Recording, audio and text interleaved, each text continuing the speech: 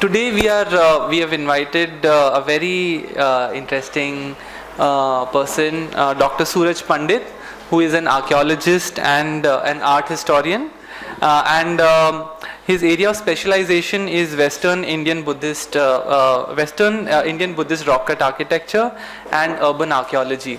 And Dr. Pandit has published widely and authored several books including Shakti in Indian Archaeology, Art, Literature and Philosophy, and Stories in Stone.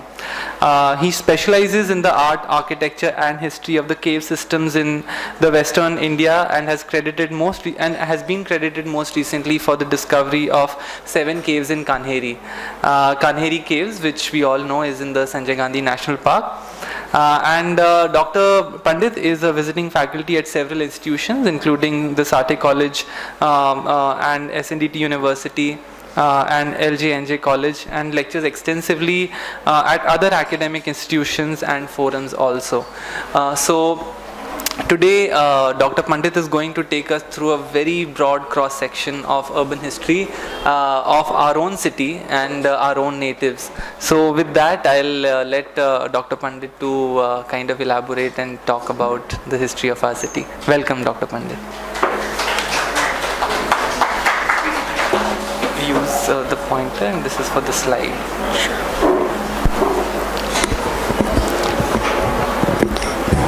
Thank you, and good evening to all of you.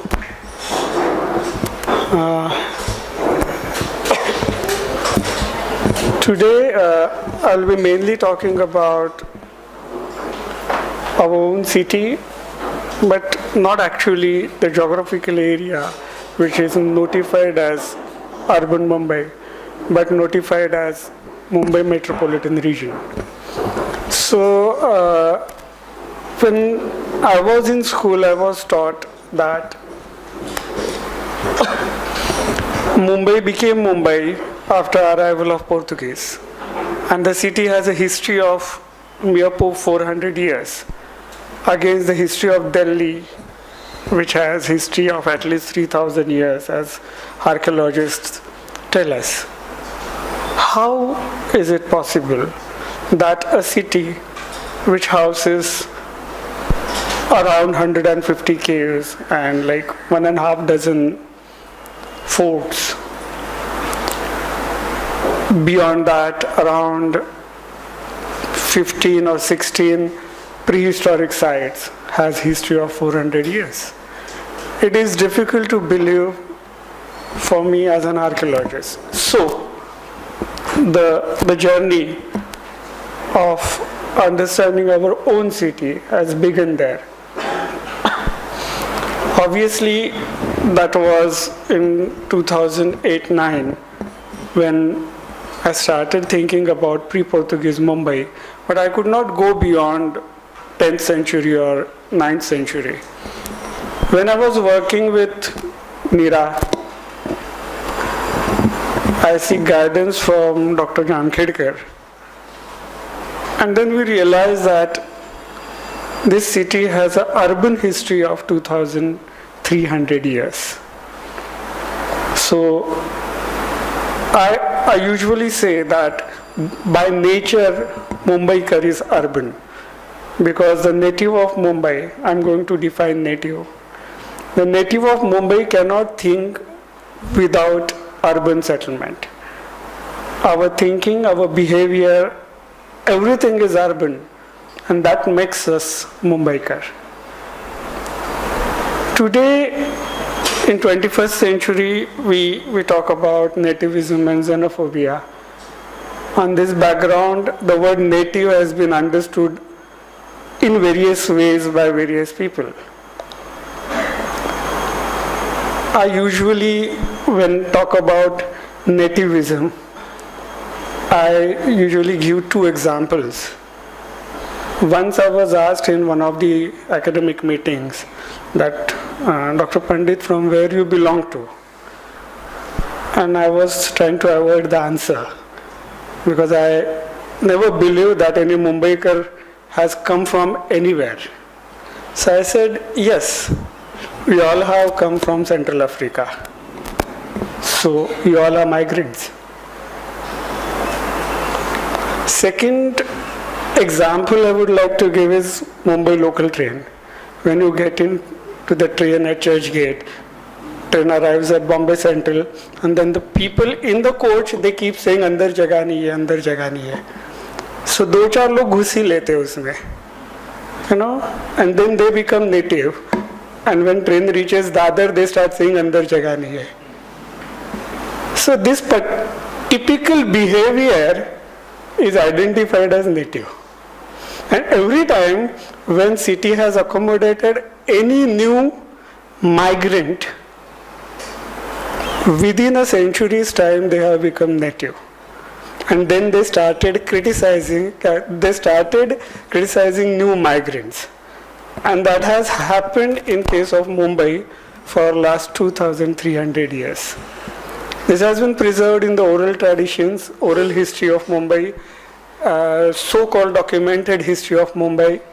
We have religious history of Mumbai in the form of various legends, mahatmyas, and whatnot, sort of Puranic traditions, which actually talk about xenophobia and nativism happening in Mumbai for last 2,300 years. So every time earlier migrants kept saying that no, these are migrants and we don't want migrants, but they have contributed. And what, in what sense, in what way, I would like to discuss it with you in this particular presentation. If these migrant natives would not have been here, Mumbai would not have been Mumbai.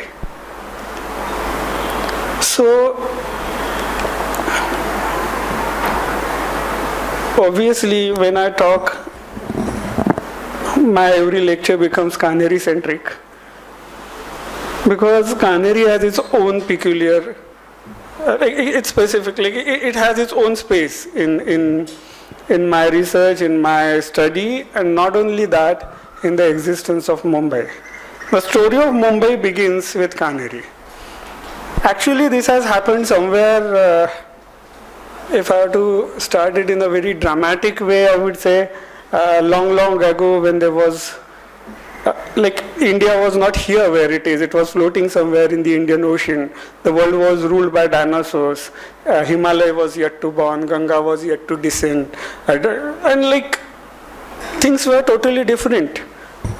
And a series of volcanic eruptions resulted into formation of this particular landscape.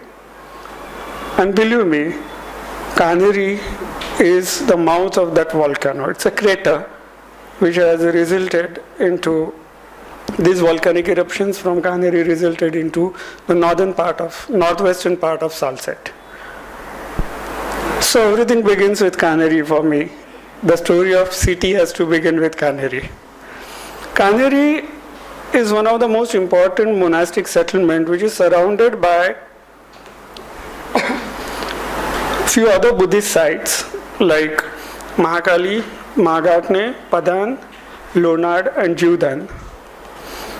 Then it has got some Shaiva sites around. These are basically rock cut monasteries which I am talking about. Those are Mandapeshwar, which are not far from this place, Jogeshwari, Mahakali and Elephanta. There are important ports in the MMR region which have been reported, which have been discussed, which have been talked about by Indo-Roman traders somewhere around 2000 years before present, mainly Sopara, Kalyan, Thane, Chaul and Elephanta, that is Gharapuri. And there are only two known villages from 1st century AD. One is Sathaye and other is Mahagatne. Mahagatne is again not far from this particular place. So when I talk about urban centers, basically archaeologists define urban center as a non-food producing, densely populated, multicultural, habitational area. So as it is being non-food producing, it is a primary, like it's a basic criteria. As it is non-food producing, it has to survive on the surplus produced by food producing habitational centers, that is villages.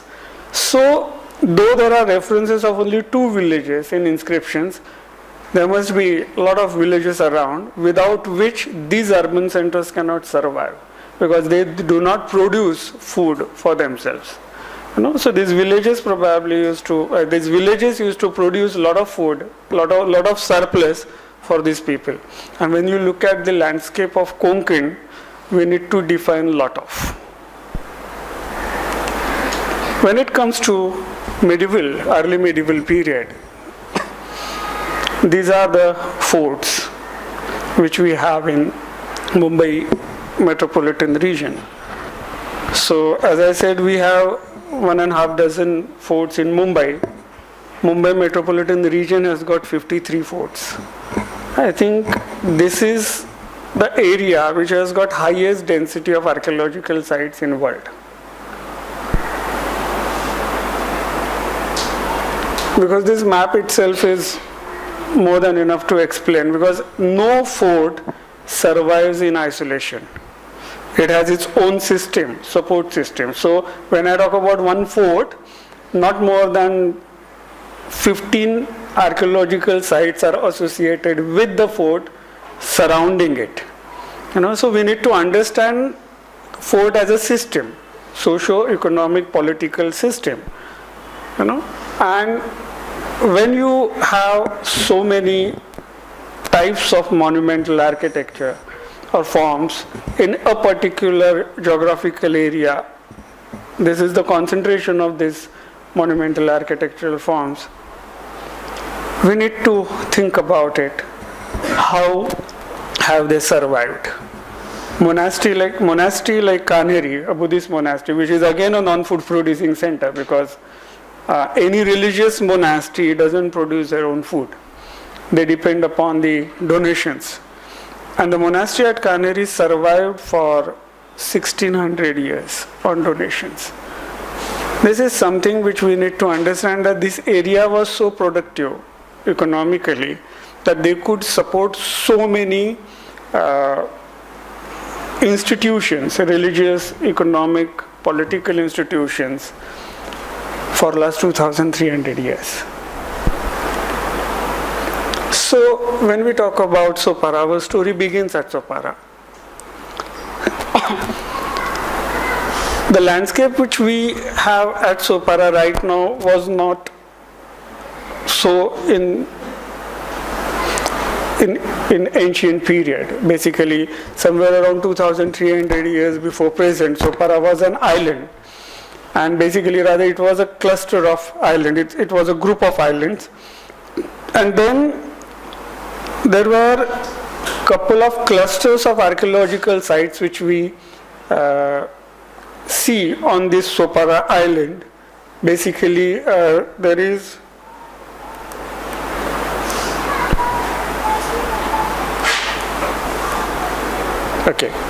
one cluster at Gas, other is at Nirmal, other is at Sopara, and the fourth is at Agashi. And they chronologically follow each other. Like the earliest settlement comes from Sopara and Gas, which is followed by Nirmal and then Agashi. So this entire shift in the habitation and the area which they are choosing for their habitation, they have certain criteria to follow, which we are trying to understand.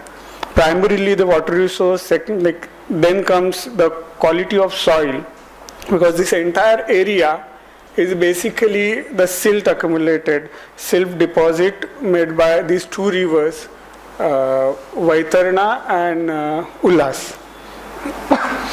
So this is one of the most fertile area in the North Konkan as we understand today. This is basically the silt deposited by these rivers. So obviously that is bound to be a very fertile area, fertile landscape. And as it has got two rivers, one on the north and one in the south. This has got a ample water supply for agricultural activities.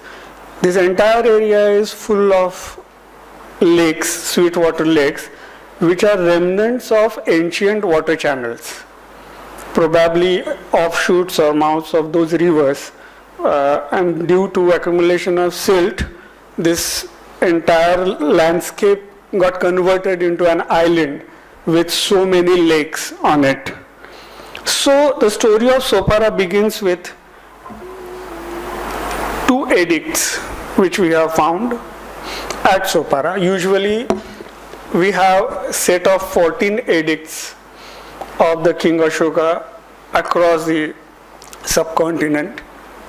Unfortunately, only 2 of those have been found, 2 of the 14, edict number 8 and edict number 9. So we believe that probably the entire set of 14 edicts, 14 inscriptions of King Ashoka dating back to 3rd century BC once existed at Sopara. Both these inscriptions, this is edict number 8 and this is fragment of edict number 9. This is also a fragment of edict number 8. Were found in one of the lakes in the process of clearing the the silt sort of thing. So it is believed that King Ashoka in this particular inscription talks about the Tirtha Yatra and his visit to various places.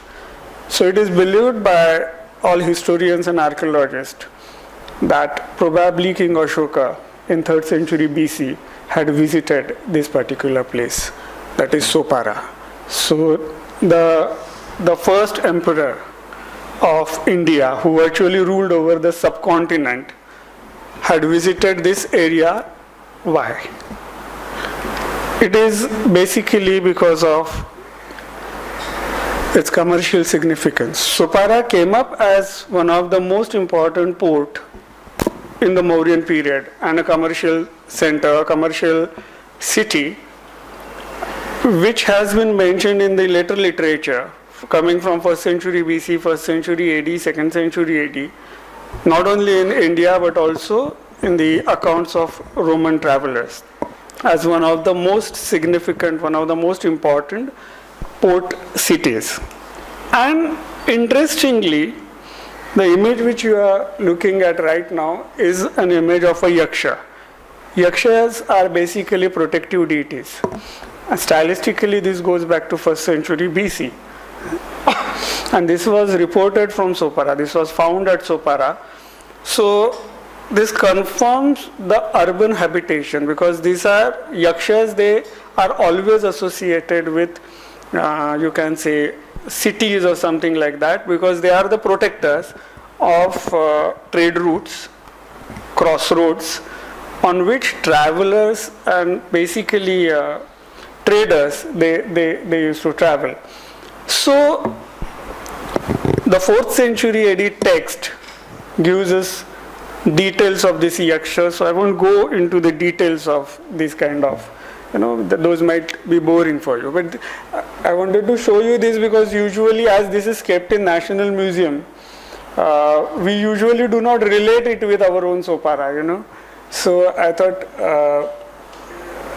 Sopara's urban identity is associated with it. Then, can you see these bricks? These bricks are probably from 1st century AD. This is a site called Wagholi, and probably this is the port site now which is under habitation of these Adivasis who have made some settlement on that archaeological mound. An archaeological mound is now totally disturbed. But definitely these are 1st century AD bricks, and this is also confirmed by some of the archaeological findings in the form of coins. So 1st century AD coins also we have found from the same mound. So this was the port site. Another confirmation comes from the anchor stones which we have found from the same site. So it's around 200 meters from the archaeological mound. We have found some of the anchor stones lying in the creek area. So this is the place where our first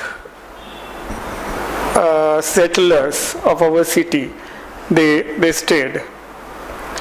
And probably this is how the city used to look like.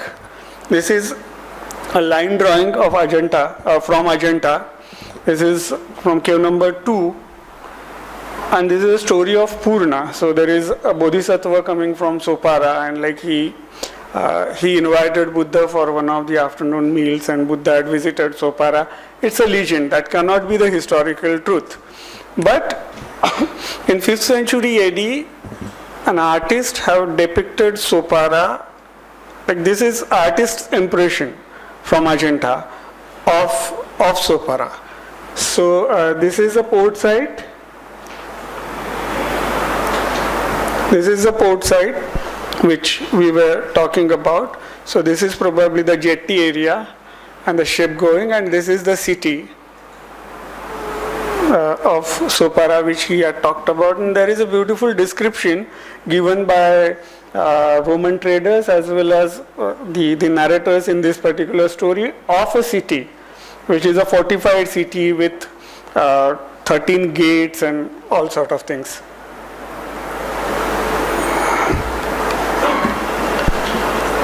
These are the bronzes. So I'm just giving you some glimpses of Sopara because we have other cities other urban settlements to talk about. These bronzes basically come from the stupa at Sopara, the Buddhist stupa at Sopara, which is supposed to be pre-Mauryan, but these bronzes can be dated stylistically to 7th, 8th century AD. Interestingly enough, these are not locally made bronzes. They have come from the modern Bangladesh area. And how, we don't know, but along with these bronzes, we have found couple of bronzes in BARC of the same make, probably artists were same. So either artists have migrated to this area or these bronzes have been brought by somebody to this area. And this is again confirmed by one of the inscriptions from Kanheri dating back to late 7th, early 8th century AD. There are two inscriptions which talk about the same donor, and his name is Gomin Avignakar, who has come from modern Bangladesh and stayed here for around 30 years. So probably he was a trader, and this establishes link between the eastern coast and the western coast of India. So these are just the glimpses about Sopara of early period. What happens in 9th, 10th century is so many habitational sites suddenly come up in 9th, 10th century AD, and there were temples, there were different types of stone plains probably made for wooden structures. They start coming up in these many villages around Sopara. And one of the couple of masterpieces, if you can see, this image is 6 feet. The image of Brahma, and the Shuka Sundari, she is also 5.5 feet or something like that. These are the masterpieces of 9th, 10th century art which has been produced at Sopara, and even today they are in the possession of a private trust, unfortunately, though they are protected antiquities. But now there are more and more legends getting associated with these strays sculptures. So now these images, these gods have become local gods, and they have started protecting the local padas, like Adivasi padas and settlements. So they have multiple roles to play. Every time when we clean those lakes, we come across such sculptural remains. So what happened exactly in 14th century or 15th century is there were Jain and Hindu settlements across the Sopara and Vasai area, and then in late 15th, early 16th, things have started changing.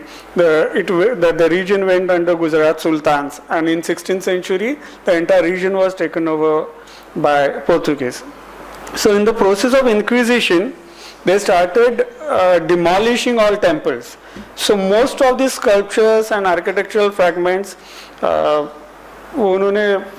just either they just threw it in the sea, which are not traceable now, but many of them were sunken into those water bodies. So every time when we clean those water bodies, these kind of sculptural fragments we come across. So there are many more things coming up like this from Sopara and Vasai, dating back to 9th to 12th, 13th century AD. For example, this is a fragment of a Jain temple, which we can make out dating back to 13th century AD. Again, as in the early period, Sopara was talked about in Buddhist literature, and it was discussed by Indo-Roman trades, basically Roman trades. There is a text called Periplus of the Erythraean Sea, which is a guidebook for travelers coming down to India, which talks about Sopara in detail in 2nd century AD. And then Buddhist legends associated with Ashoka and the Bodhisattva Purna, they come in 3rd, 4th century AD. There are Hindu and Jain legends which start coming up from 7th, 8th century onwards, related to, associated with Sopara. So, whatever references of Mumbai or Sopara come into Ramayana and Mahabharata, especially Ramayana, those are not from the Hindu tradition. Those are from the Jain tradition, because Jains have their own Ramayana, and that Ramayana talks about visit of Rama to Sopara and Banganga and Valkeshwar and everything. And then that was handed over to Hindus, and then they started coexisting there. So there are legends associated with Sopara in Hindu, as we were discussing like a few minutes back in office. There is one entire Mahatmya dedicated to Sopara, which comes from Padma Puran, the Sahyadri Khanda of Padma Puran. See, these Mahatmas, these legends, these stories, they talk about various settlements in this area and the nature of settlements, habitants, their occupations, their daily life, because it is basically associated with their day-to-day life. Because in India, religion is basically all-encompassing factor. So everything comes under religion, and so religion talks about everything in India, basically when it comes to these legends and things. The another city which we know is Thane, and again the history of Thane goes back to Satavahana period, that is 1st, 2nd century AD. But the modern Thane is known to us as urban center from 7th, 8th century onwards. And these are the evidences. Again, when Portuguese occupied Thane, they demolished most of the early structures, including temples and mosques. And then whatever we find, we find it in a form of fragments, which were like either buried somewhere or like sunken in those water bodies in Thane. So Thane is another lake city of lakes, as Sopara is, because traditionally we know around 71 water bodies, lakes in Sopara, and around 56 lakes from Thane. Now many of those are, you can say, like they don't exist today. There are some constructions coming up in that area. So these kind of sculptural fragments which we find, so this is another form, like what we see in the Satavahana period. Most of the architectural forms are like they were caves. So there are around 226 caves in MMR. So in Mumbai, if I have to talk, the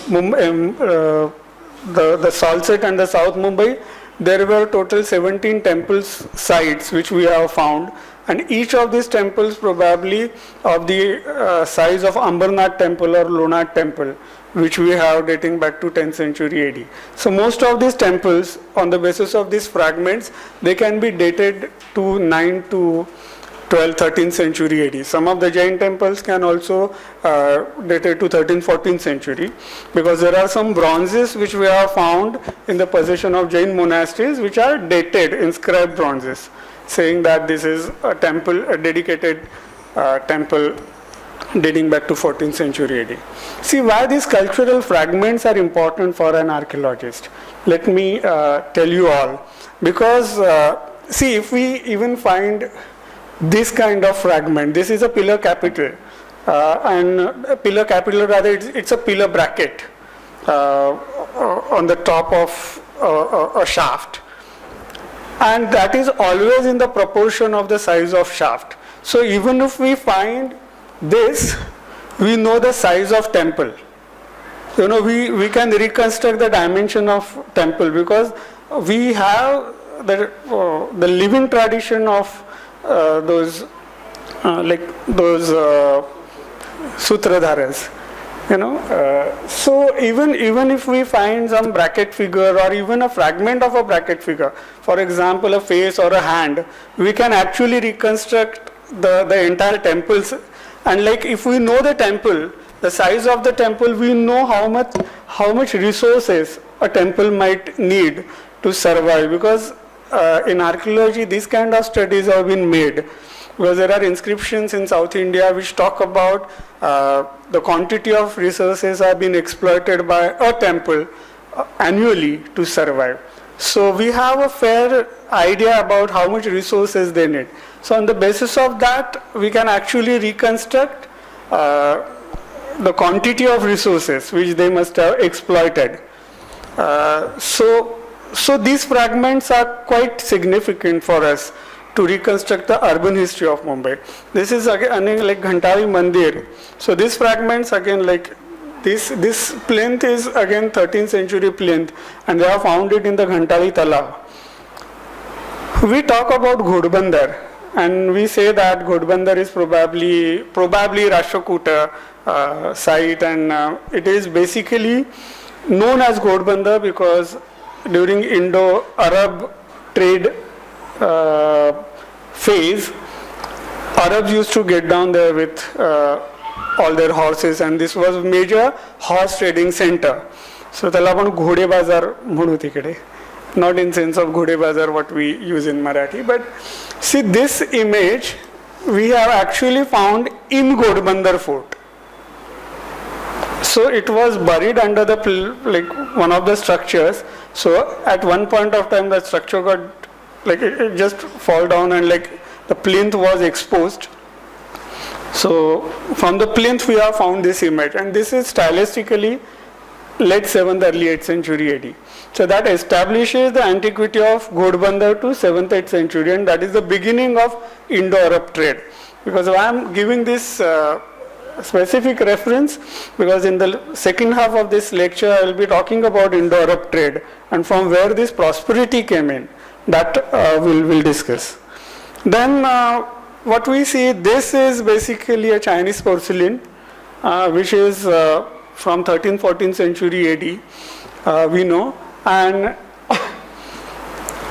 we were one of the major importers of Chinese porcelain in that particular period, and we used to export it from this area, from Vasai, Ghodbandar, Thana area to Persian Empire. So medieval Persian Empire.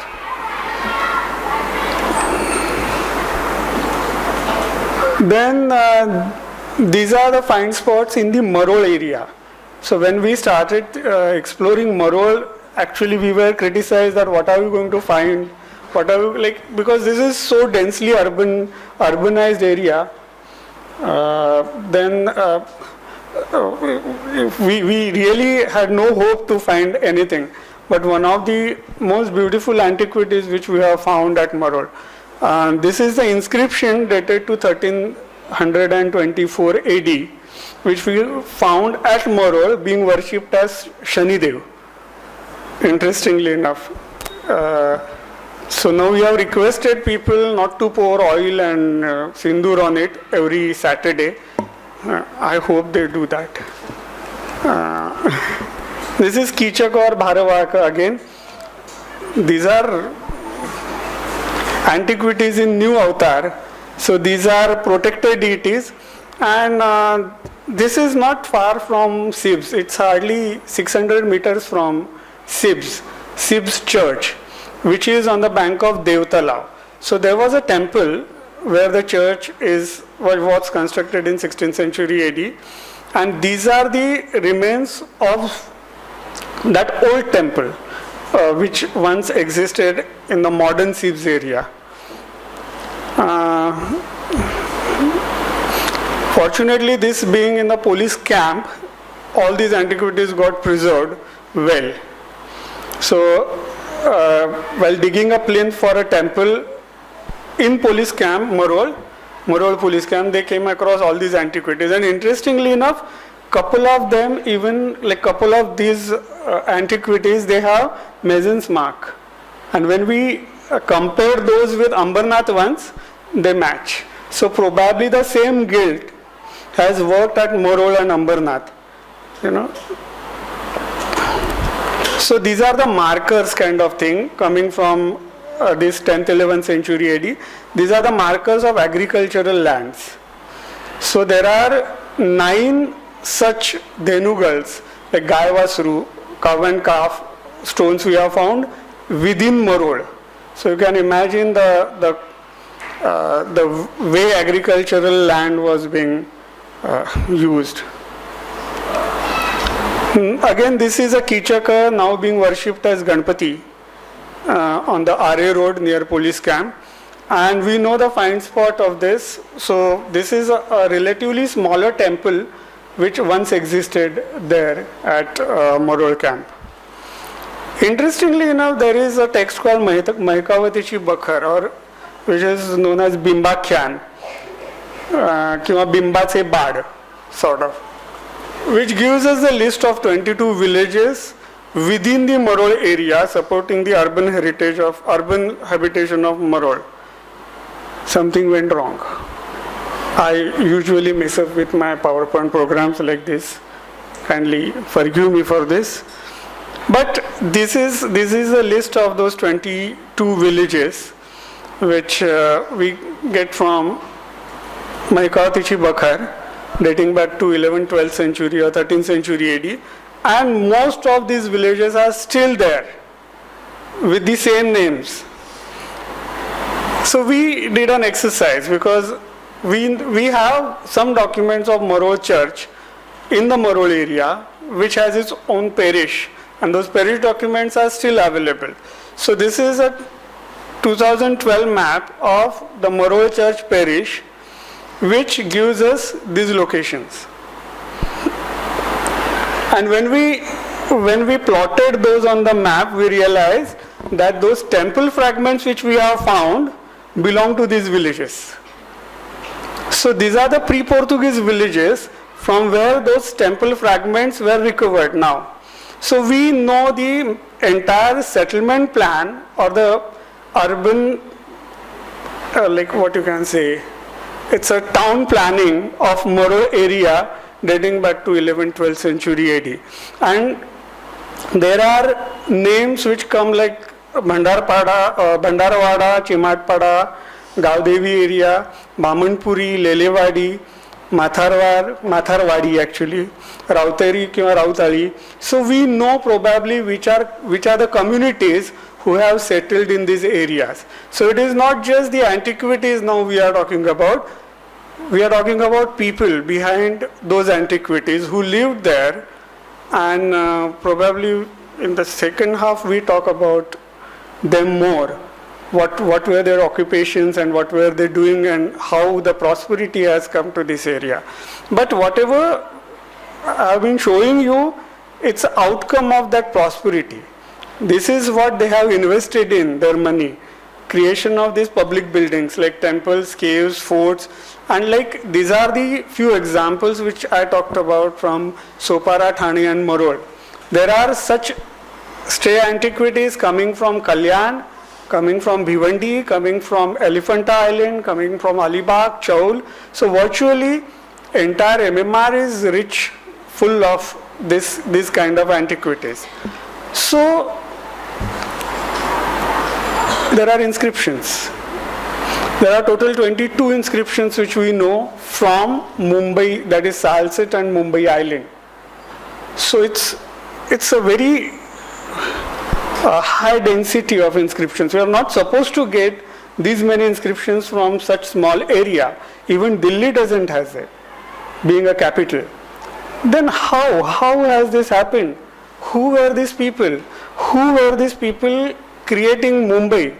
So probably these were the people who left their identity in stone at Kanheri, at Ambernath, in these caves and in these temples, because most of them are unknown.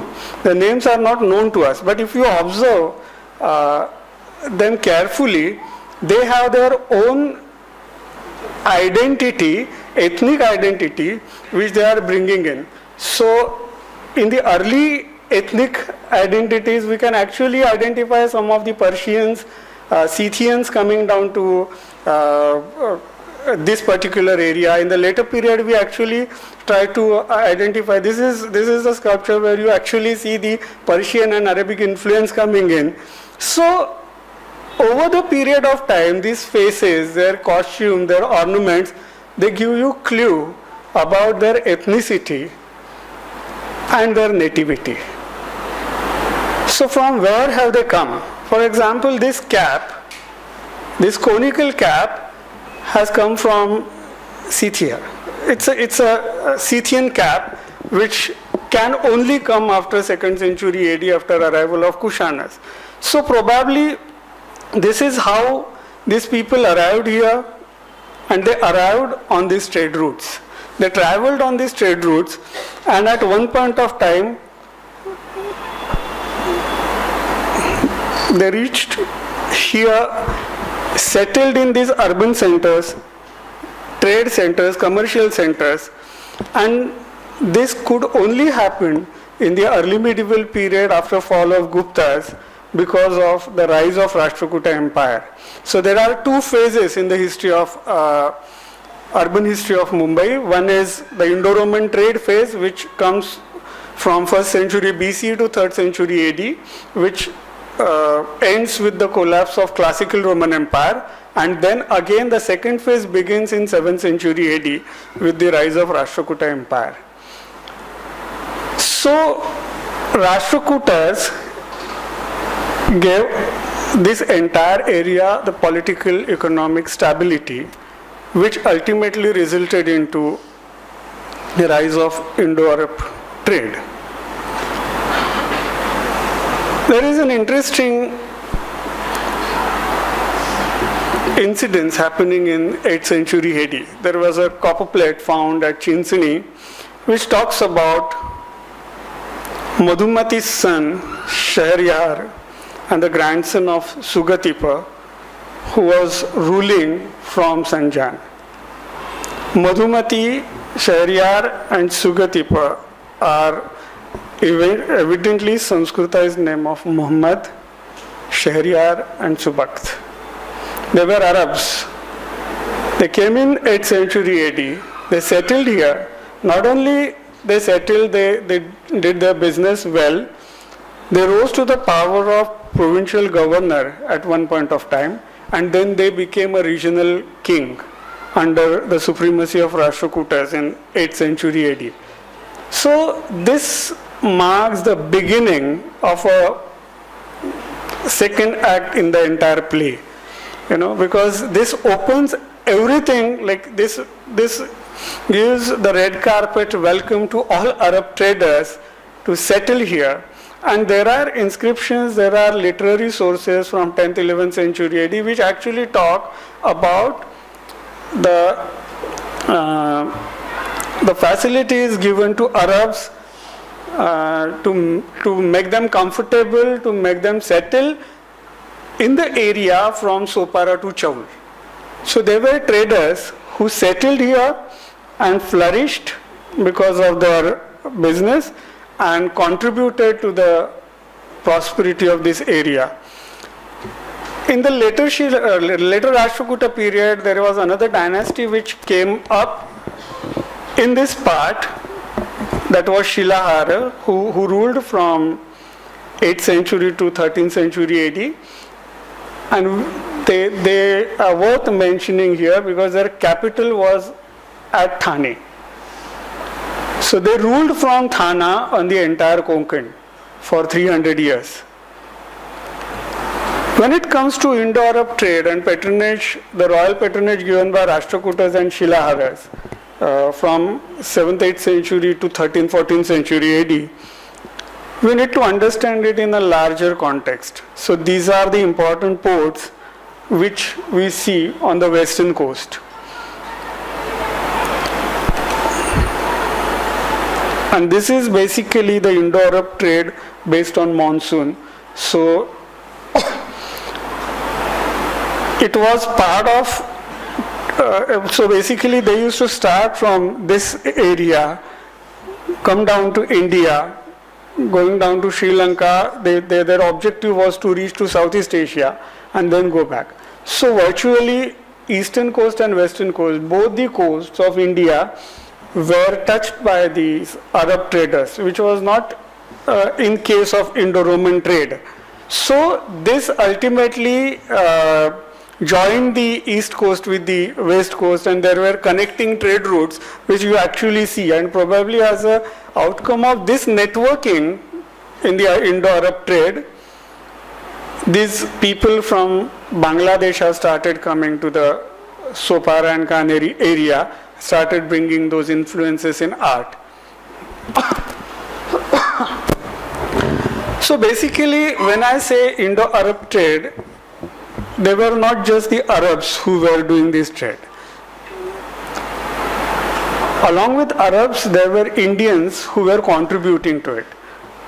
So we know there are settlements and there are different kinds of regional designs of the ships. So there is an independent study which has been done by Maritime History Society on indigenous regional designs of the boat from ancient texts as well as from art historic evidence.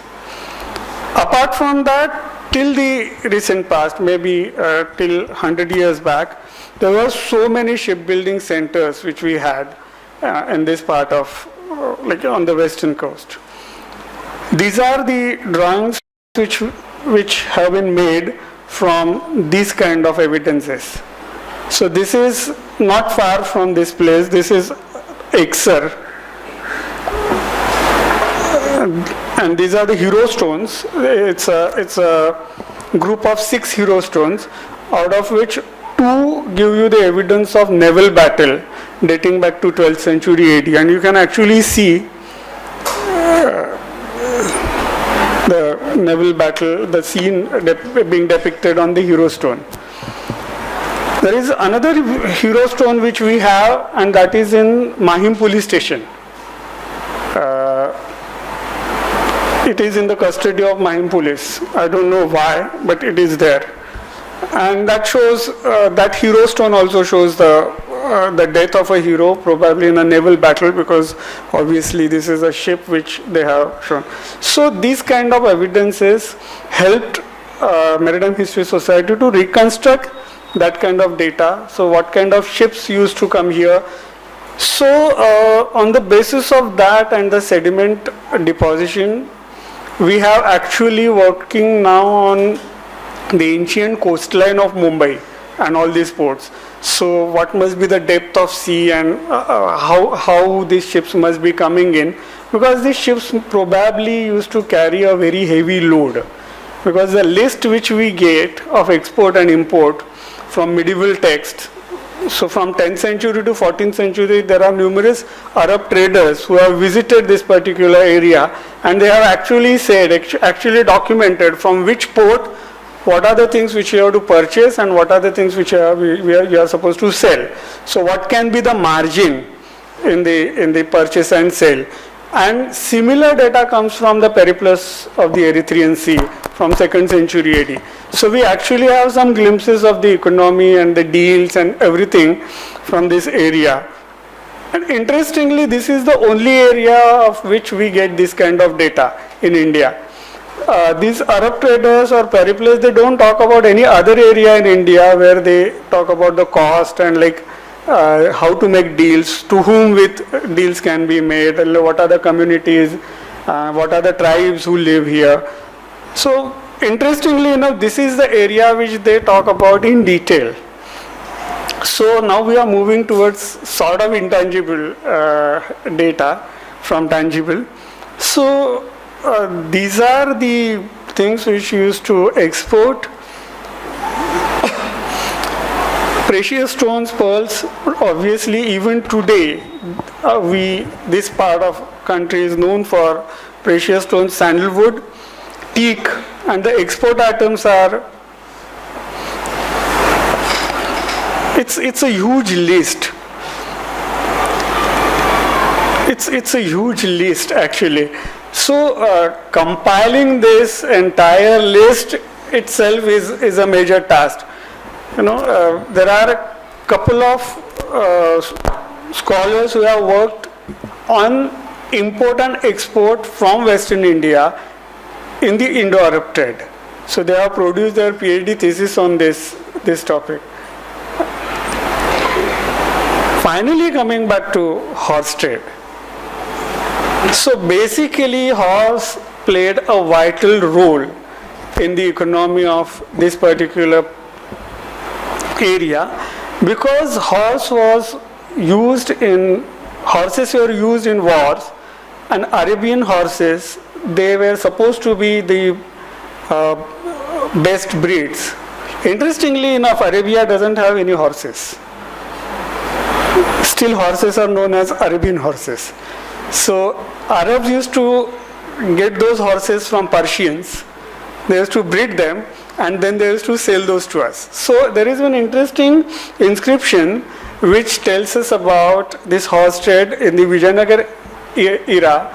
So Krishna Dev Rai had given an offer to these Arab traders, saying that even if the horse is dead in the journey, like if horse dies in the journey, they should carry the tail of horse, and the entire cost of the horse will be paid to those Arab traders. Why? Why Krishna Dev Rai wanted to make such deals? Because ideally these kind of deals are foolish deals, sort of. It is mainly and probably because he never wanted Bahmanis to get those horses. So it is basically encouraging Arab traders to sell all horses coming by sea route to Vijayanagar Empire, which made Vijayanagar army very powerful. So now we understand how Rashtrakutas could reach up to Kanauj in the north and up to Kanchipuram in the south.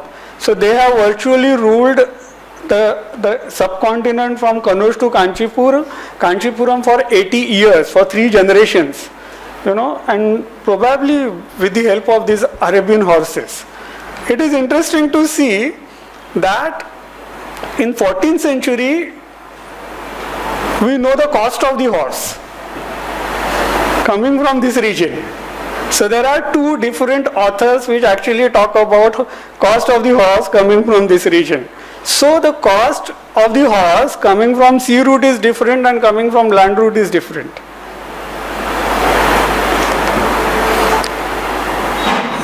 This Al-Masudi, he talks about Chaul in detail, and he talks about various concessions given to these Arabs along with Parsis who are staying there.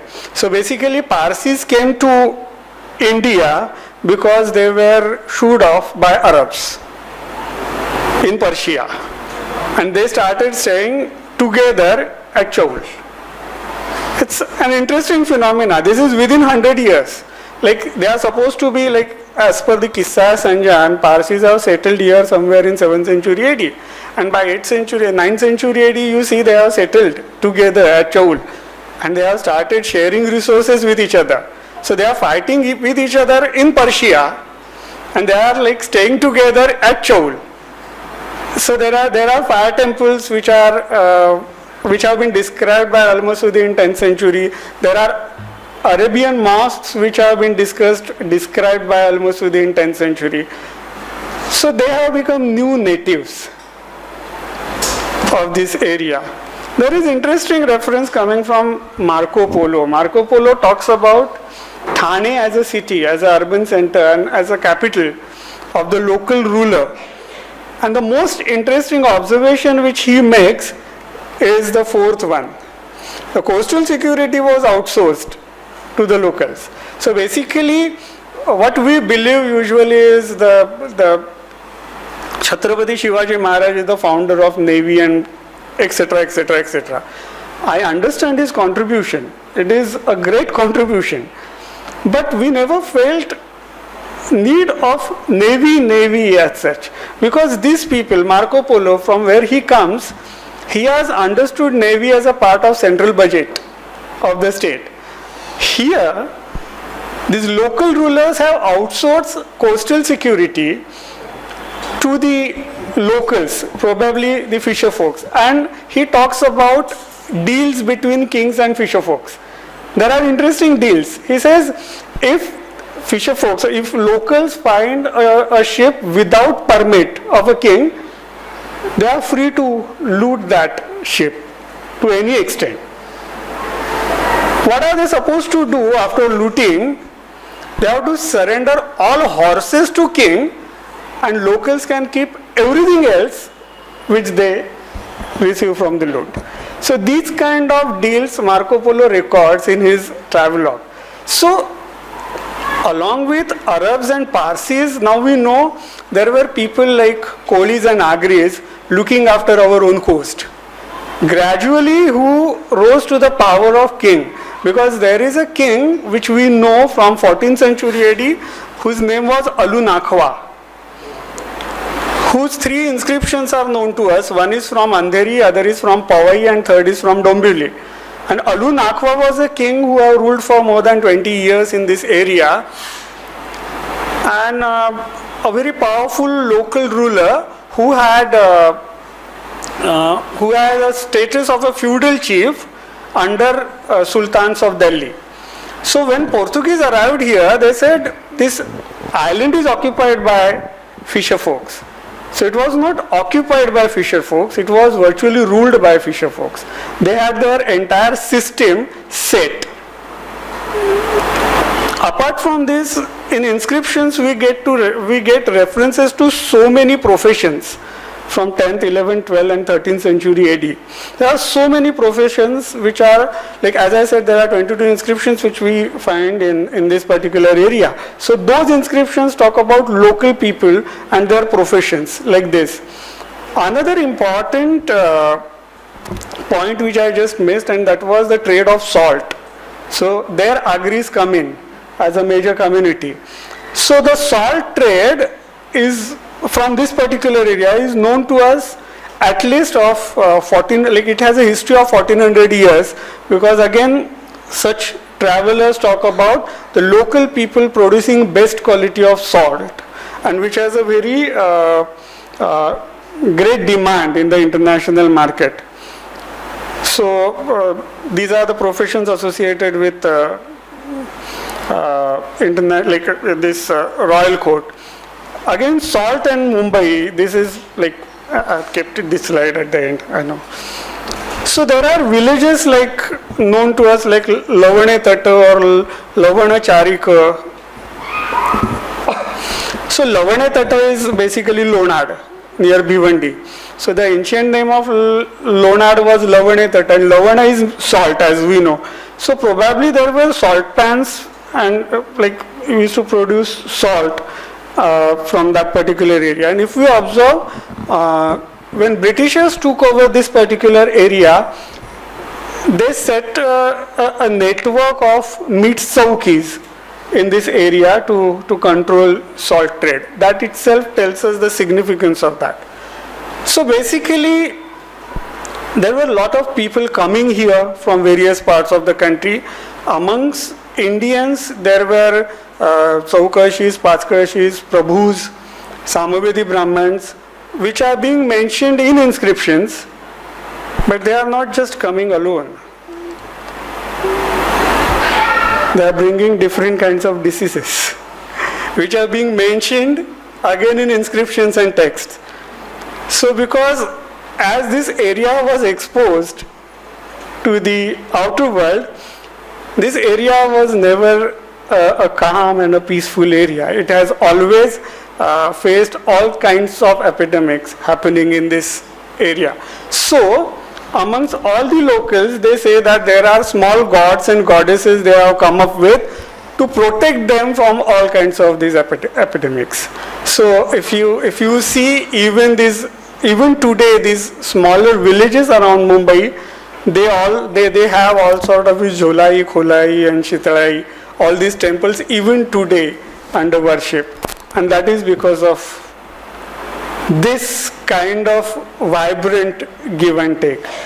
So basically xenophobia has been there. Nativism has been discussed by Mumbaikars for last 2,300 years. And there were no political parties, but there were political agendas probably to show off some of the natives, which we can actually see getting documented in 13th to 17th century AD. There are traders who talk about how a particular community, a particular group of people affiliated to particular religion, how are they being uprooted, how are they being shooed off from one particular area. I'll just give you one example and I will conclude. When we started, we did another project in last 3 years, and that is called Salset Exploration Project, which was one of the most significant because this was funded by Mumbai Metro. I hope this is not recorded because Mumbai Metro doesn't want to get this recorded, so we will edit it. So this was funded by Mumbai Metro, and this is the first metro in South Asia who have done this kind of job. We, as a team of archaeologists, we have surveyed each and every dig taken by Mumbai Metro just to see that are there any antiquities lying there, and we have found many, and they are well preserved, well kept by Mumbai Metro today. So one of the objectives, like we were finding data till 13th, 14th century, then there was a dark phase, so there was no data coming from the Gujarat Sultans, and then again the Portuguese data which we could see. So in one of the brainstorming we realized that Portuguese have virtually dismantled every Islamic structure in the area. So it was more than Hindu, it was Islamic, which they have left no sign of. And so, because see, they came here only after those crusades. So those memories and those legacies they have carried here, and there are instances which are documented where like Christians and Islams, they have riots, they are killing each other, they are like actual riots. So first earliest documented riot in India has happened at Thana in 12th century AD between Christians and Muslims. So this is what I believe as xenophobia and a clash between migrants and natives. And this is what Mumbai is. Thank you.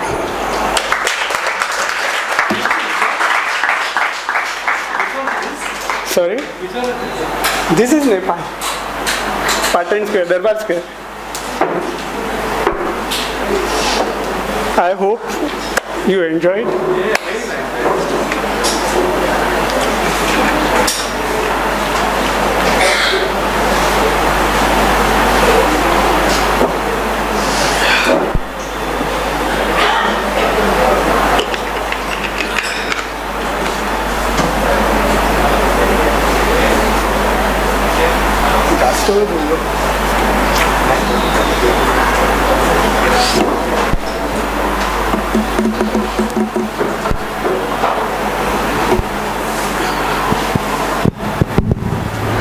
Yeah.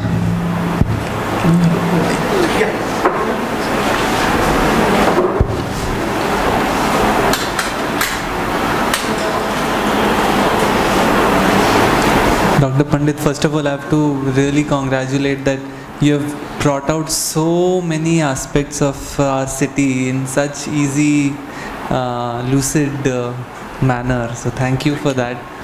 I was just very intrigued to ask that about the archaeological process itself. That, you know, if you can tell us that, for example, how do you think of that this area we should kind of look at, and then like how is the information triangulated, and See, it's a part of training. So, to identify archaeological site is a part of our training. But to propose a hypothesis like this, we have to survey Mumbai. It's an understanding of maybe a decade or something. And that's why I usually say that we, Mumbai School of Archaeology, we are the pioneers in urban archaeology. Because we are the first one who are going to write history of a city based on archaeological remains, and then we have devised our own methodology for that, you know. So we have changed the language, actually the methodological language in archaeology.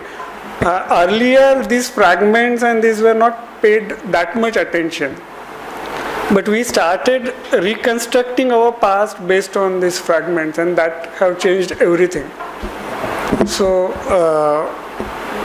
basically what we believe as a methodological truth is even a bluff in a gossip has a cultural content.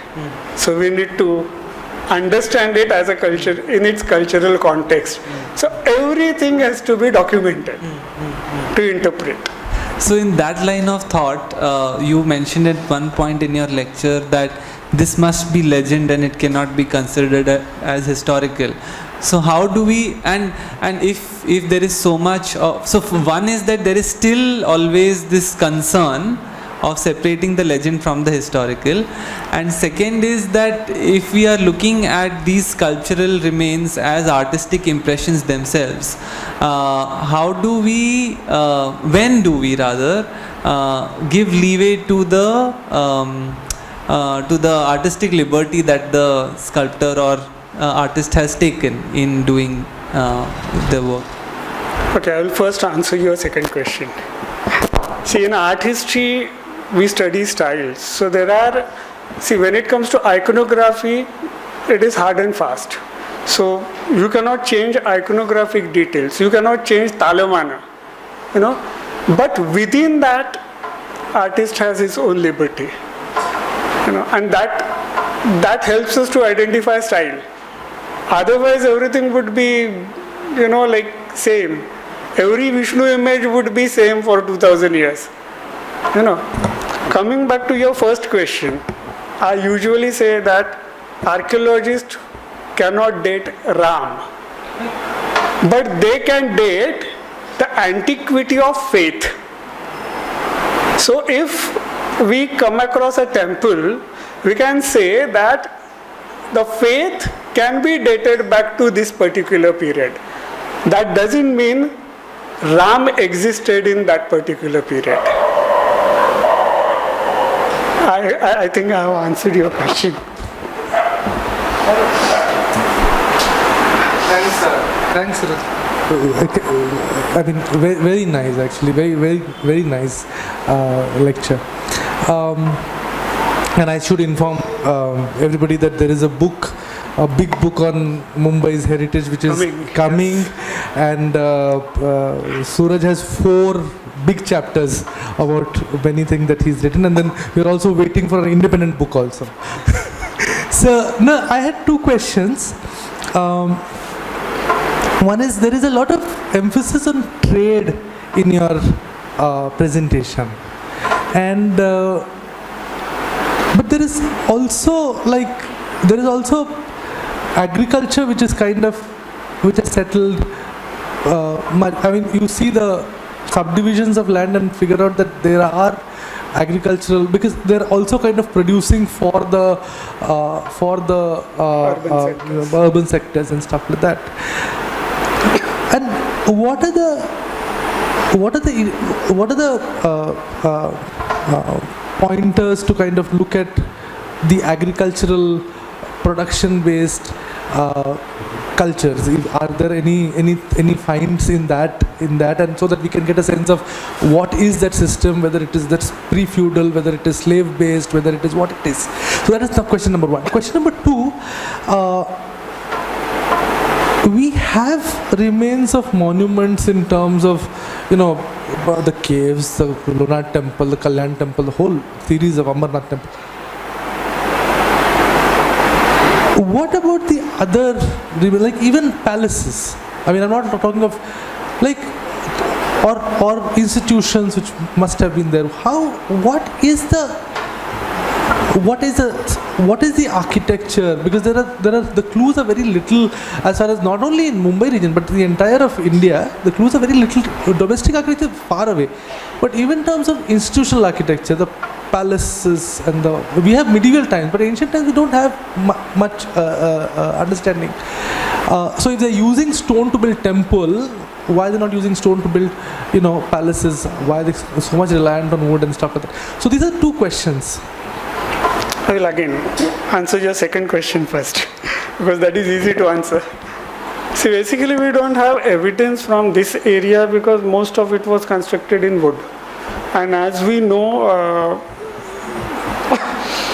there are descriptions about the palaces in various literary sources related to Mumbai region. So there is one text from 10th century AD which was written by a court poet of Shilahar king, Sodhala, which is known as Uday Sundari Katha. He has given the entire description of Thane. So the entire chapter is on the description of a capital. So we know the town planning, and he mainly talks about the perishable raw material which is being used. And in this area, because of extreme climatic conditions, it is difficult to have these old things remain as it is. But when it comes to the rest of the country, for example, at Patna, in the excavations we have found actual wooden rampart. So we have evidence like remains of so-called palatial structure. So we have such exceptional but evidences coming to us from Shishupalgarh, from Patna, from like different parts of country. From this area it is difficult. So we have to reconstruct hypothetically. Coming back to your first question, I focused primarily on trade because today we are talking about urban, and to define urban is non-food producing, so that has to be tertiary economic activities. So I mainly focused on trade, but there is a way to reconstruct other than trade economic activities, and those can be studied, those can be reconstructed by studying religion. So religious memories, this can be done. I will explain how. I might need a couple of more minutes to explain this. In anthropology and archaeology, we understand a particular type of development of religion vis-a-vis the development of society. So for example, primary society, that is hunter-gatherer society, have a particular type of gods. So basically nature gods, and like they believe in momentary gods, natural instincts, and blah blah blah blah blah. So when it comes to secondary society, that is like second level society, that is agricultural and pastoral society, they basically have mother goddesses, fertility rituals, and blah blah blah blah blah. And then tertiary economic activities wala society, like that is the urban settlement, they have all kind of creation myths and monoism, etc., etc. So when we study religious patterns in this area, we have remnants of those religious memories still being recorded in their oral traditions. For example, this Brahma from Sopara is being worshipped by locals as Chabuk Rai. And Chabuk Rai is supposed to be the protector of the rice fields. What is he carrying in his hand? Yeah, it's a no, it's a spoon like to offer havis in the yajna. So that is its typical iconography. But that is being interpreted by locals as a tool to show off these birds and other things to protect rice fields. So they worship him as Chabuk Rai. So that is being interpreted as Chabuk, you know. So if we can date these faiths, obviously we can date. Okay, these traditions, oral traditions also. So there is a way by which we can date this, a scientific method devised in social sciences. This gives us the fair understanding of the transition period from when it has happened. So if we go back to the archaeological deposits of that particular period, because soil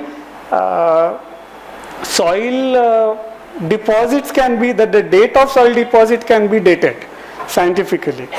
So if we study the quality of that soil, we have various, like a wide range of options of like sort of agricultural products which we can reconstruct out of it. So this is one way. So we have tried to study, we have made an attempt to study the rice variety and the nachini variety, probably which was produced once upon a time in Mumbai with the help of pollen analysis. There are fossil pollens which we get, and fossil pollens, they survive for like thousands of years. So anyways, those can be studied. Apart from that, these traders, they talk about local products. So one of the most popular product which they talk about is palm jaggery, tadgul. So it has been widely discussed by these traders. So they give us some inputs about these kind of products. I hope I answered.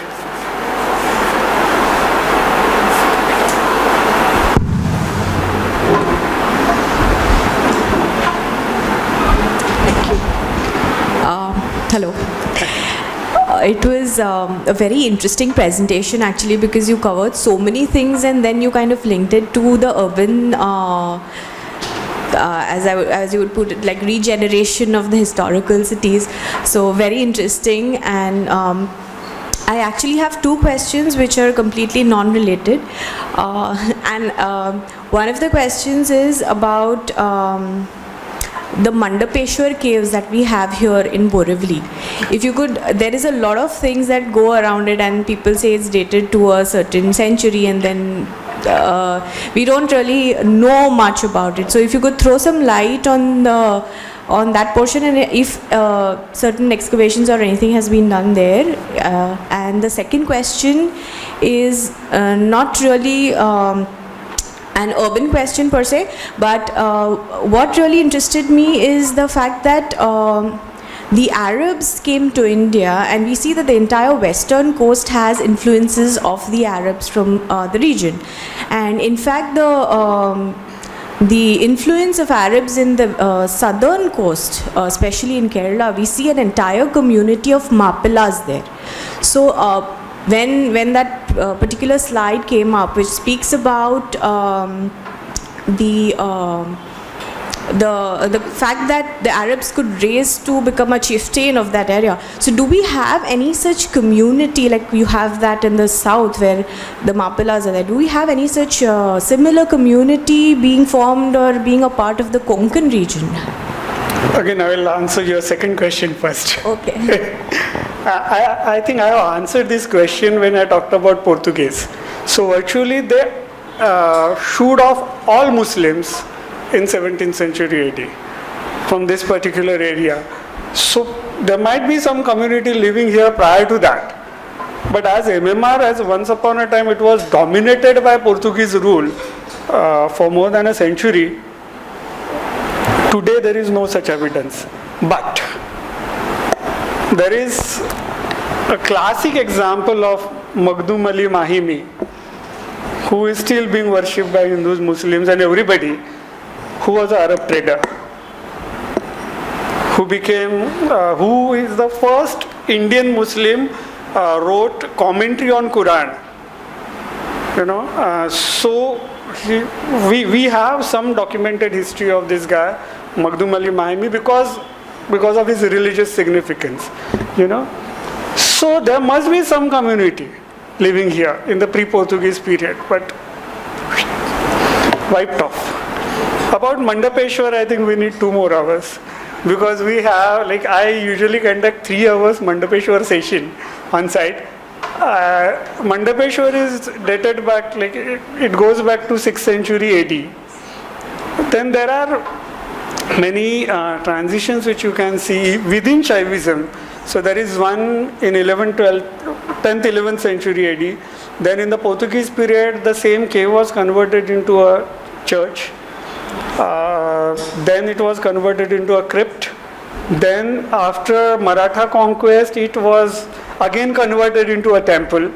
Then in 1912, again converted into church. In 1956, again converted into temple. So it has a vibrant history to narrate. And as an archaeologist, I usually say, our dear Ferguson and Burgess, who wrote the first book in history of rock cut architecture. So in the introduction, Ferguson says, your ancestors are eager to tell you something, what you need an ear to hear. So everything is documented there, we shall go there sometime, and then 3 hours, minimum 2 hours. Thank you. Thank you.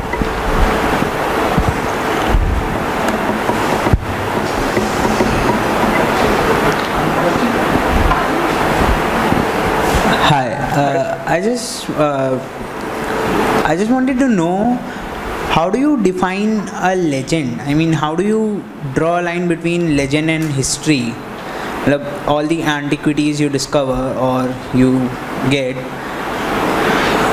how do you consider one a legend? Let me make a very courageous statement. Every history is a legend. Because history is nothing else but your perception of your past. There is nothing called right history or wrong history. History is nothing else but your perception of your past. It's a legend. It's a myth. History is to satisfy your ego about your identity, nothing else.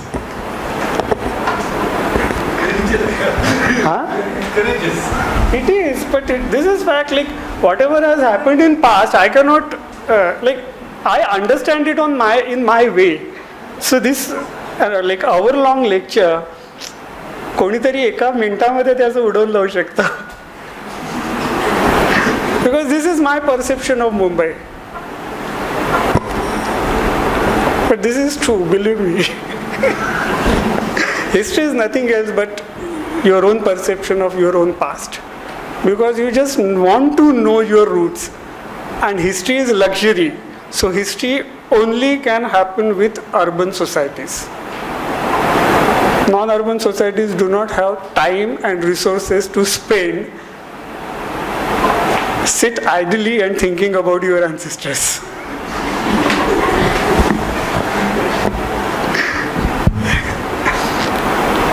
I hope I answered it. Fascinating presentation. So I just echo everybody's comments. And I'm just thinking through formulating a question. You started your presentation with asking the how question of how does a place which has so many of these things have an urban history only 400 years old. And then you kind of unfolded many facets.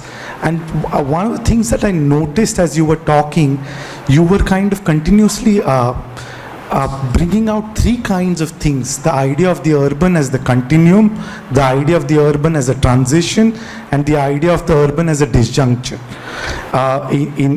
through your entire talk. And I'm just wondering, while the first map that you showed of the Mumbai Metropolitan Region, and this is an urban region, while that might be a very kind of, that might be a very strategic methodological entry that this is the region that I'm working in, but after doing the study and kind of uncovering the urban, how do we think of the urban then when we have such a long history? Because the concept of the urban and the rural, I mean, has largely come to us from late 19th century or early 20th century as a social concept. That is true. See, basically I have stuck to the concept of urban from cultural anthropology, which is a non-food producing center, primarily based on tertiary economic activities. So it is density of population, then variety of cultural trends coming together to formulate one particular culture with numerous undercurrents, numerous traditions. So it is basically sort of an abstract entity I am talking about, because as Sir asked me about the ancient remains, we have no remains left with us to talk about urban. So we don't know what visual language they had. I think in terms of the visual language, what is the conceptual language, that this concept itself of the that Nagar producing sector itself comes from the late 19th century. Kautilya in his Arthashastra talks about Paurajana. So Kautilya's model of urban is quite interesting. He says there are 3 levels on which any settlement can be understood. The center of it is always Paurajana, which like Pura, that is like the Paurajana's habitat is Pura. So Pura is always surrounded by gramas. So it is basically villagers who occupy that, and gramas are always surrounded by atavikas, so forest dwellers. So he gives us this particular pyramidal model to understand this urban in Indian context. And Iravati Karve, in her book on role of weekly markets in the development of city, has discussed this to quite a length, like around 20-25 pages she has talked about, and then she has talked about this city, that is Pune, where she used to live, and the role of weekly markets on the periphery of Pune, how they have contributed. So this is basically an Indian model of urbanization which is being adopted by Indian cultural anthropologists like Dr. Ghuriye, Dr. Iravati Karve. So in Indian archaeology, we have adopted that model actually to talk about urban. Yeah. Prasad sir. Hello. You were saying something. Grama and Nagara already distinguished much before the colonial enterprise of 19th century. So Yeah, Kautilya talks about. Hello. I'm a third year student, and I have less knowledge in archaeology, so please bear with me. I have no knowledge of archaeology. Bindas.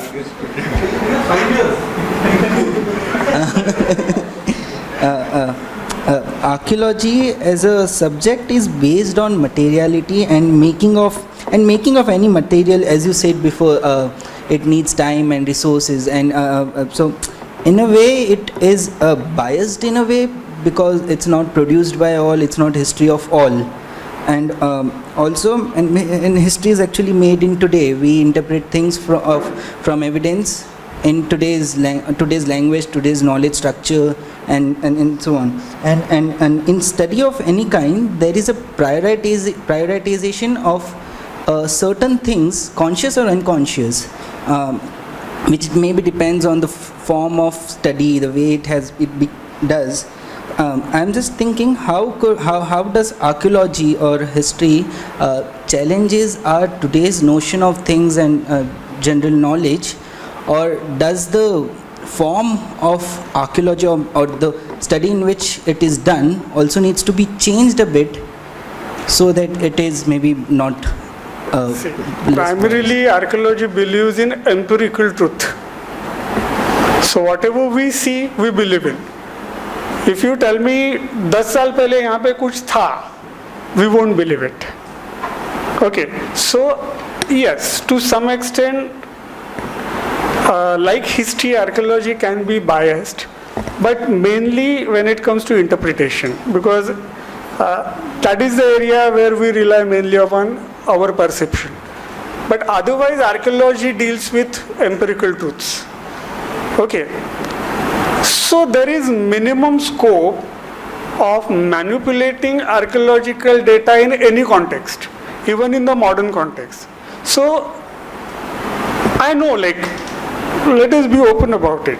Probably this question comes about Aryan invasion. You know, my question is simple. The question in front of us is, have Aryans migrated before urbanization or after urbanization? It is not about migration.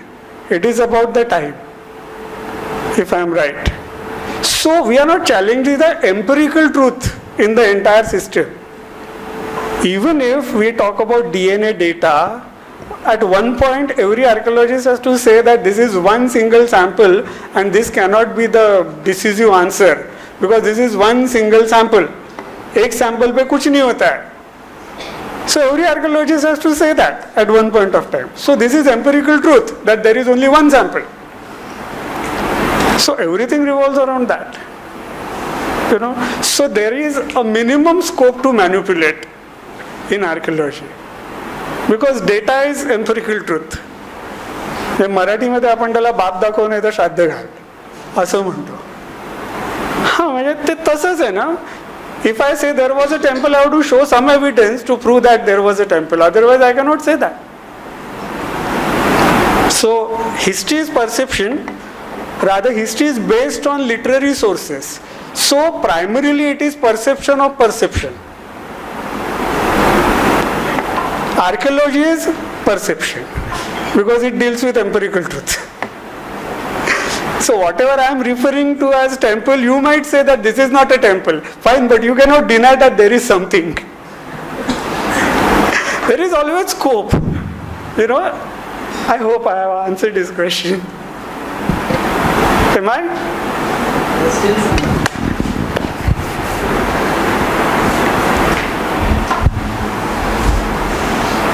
I don't know, या प्लॅटफॉर्मवरती एवढं स्पष्ट बोललेलं चालतं.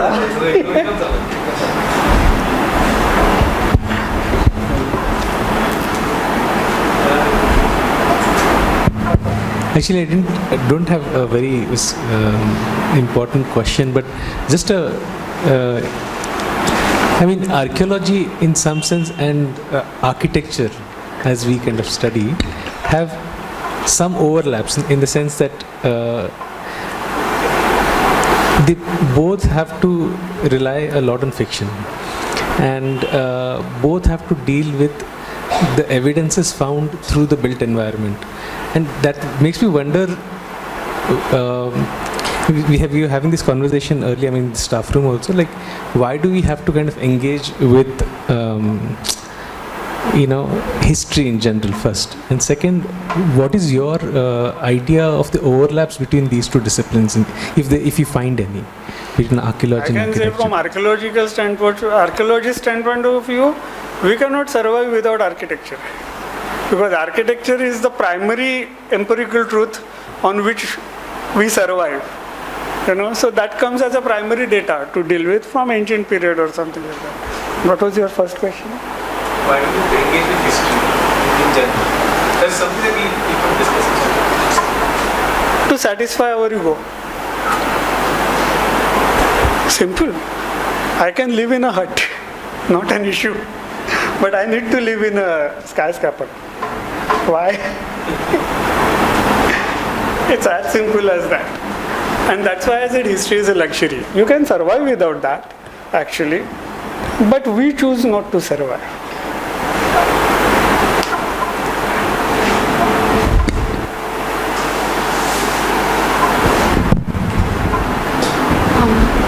So, in your presentation you said that there were obviously villages who supplied food to the cities. So, like the horse traders or everyone, they had a cost for horses. So, what was the relation between the cities and the villages? Like, in return of food, what did the village get? Or like Prosperity. See, if a villager sells his goods surplus to a villager, he will get minimum returns. If he sells it to a person from Mumbai, obviously he will get better returns. साधं example देऊ का? वसईचे भाजीवाले भाजीच्या टोपल्या घेऊन सबोजमध्ये विकायला का बसतात? They can sell the same sabji in Vasai market. They don't do that because they get better returns in cities. So prosperity is shared with villages. So material prosperity is shared with villages, again the material surplus which is needed for survival. So उद्या दुष्काळ पडला तर सगळ्यात पहिले शहर मरणार.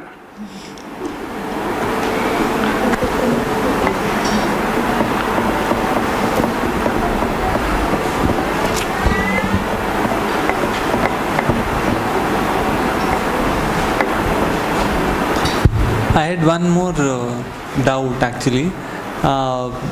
In one of the slides you said that the three names of Madhumati, this and this, were actually Muhammad, this and this. How is that ascertained? It's because the similar thing is now flipped around in Modi rule, and they are in saying any rule. In any rule.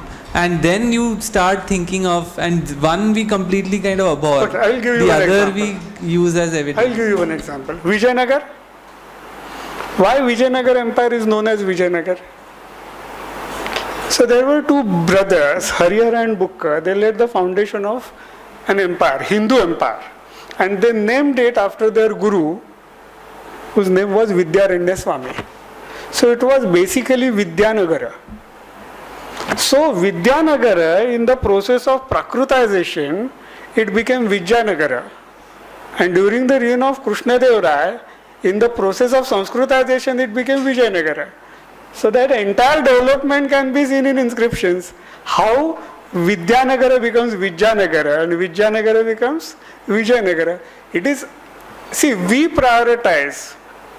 Are we going to Prakrutize ourselves or Sanskritize ourselves?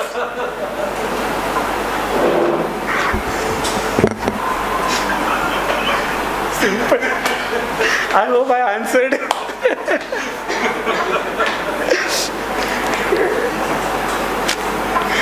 No, but you are essentially saying that history is written for conflicts. No. History is written for synthesis. Can be debated. That is called. Synthesis is not necessary that it is peaceful. Let me make a concluding statement. Your stand is leftist stand, my stand is rightist stand. See, when it says history is about conflicts, the foundation of it is dialectic materialism.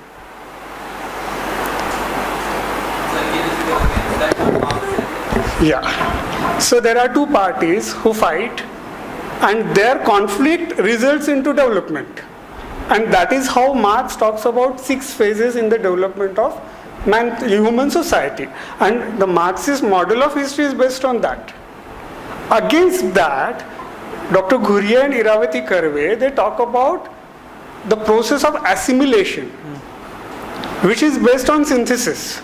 So rightist school, which is known, earlier used to known as nationalist school, now it has been relabeled as rightist school because it was a counter reaction to the leftist school. It is based on synthesis. So I just argued in a spontaneous way that it is synthesis. Yeah, but so that is what history is all about. You can understand it as a conflict or understand it as a synthesis. Yeah, your stance is almost validating the WhatsApp university then. I do. Because gossip has its own sense. And history is nothing else but the systematic scientific gossip. See, there was a problem, a genetic mutation which we had in the prehistoric period, and then we started bluffing.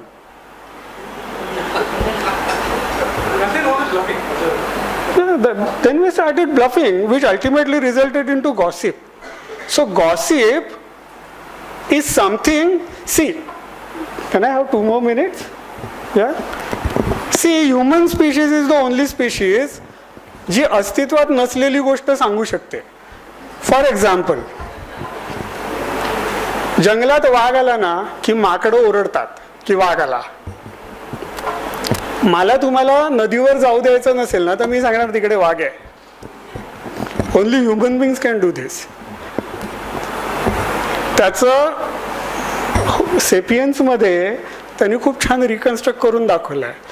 If we understand the concept of nation, it comes out of this. We believe that we are Indians, so we are Indians. Otherwise, we are not Indians. I believe that there is something called bank where my money is safe. I believe. So I keep my entire salary in the bank for a month.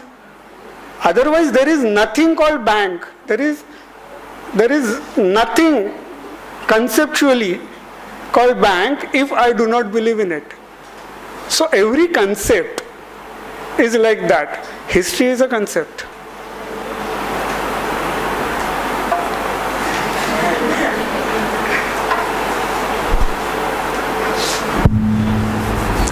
Okay, I think I'll stay with that question and pursue.